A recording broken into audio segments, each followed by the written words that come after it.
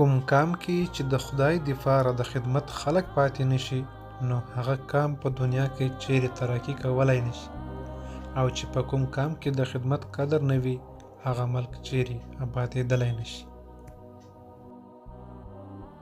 پستی او بلندی په عمل کې ده. که د چا عمل پست وي هغه نر وي که ښځه په کار ده چې پست وګڼل شي او که د چا عمل چت وي نر وي که ښځه په کار دی چې په درانه نظر ورته وکتل شي. پاچا خان رحمه الله. هر مذهب او مسلک چې د خودغرضو او چالاکو خلکو په لاس ورشي بیا پکې هغه اولنی انقلابیت او روح پاتې نشي، بیا د سرمایه‌دارو مذهب ترې جوړ شي او تش کالبد پاتې شي. په ماشوموالي کې چې څه عادتونه په بچو کې پیدا شي نو چې بیا غټ شي نو هم پکې وي او په ډیر مشکله د هغو بد عادتونو نه خلاصېدی شي. پاچا خان رحمه الله له ویناو څخه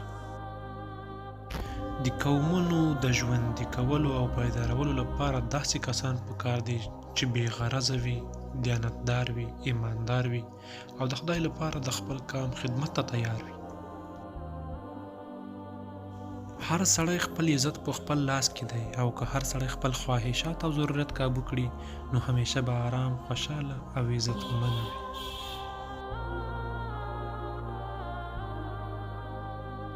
د خپلو زړونو نه خودغرضي او نفاق لرې کړئ ځکه چې د دې د لاسه برباد شوي یو ځان کې ښه اخلاق پیدا کړئ ولې چې د ښو اخلاقو نه بغیر څوک ترقي کولی نشي.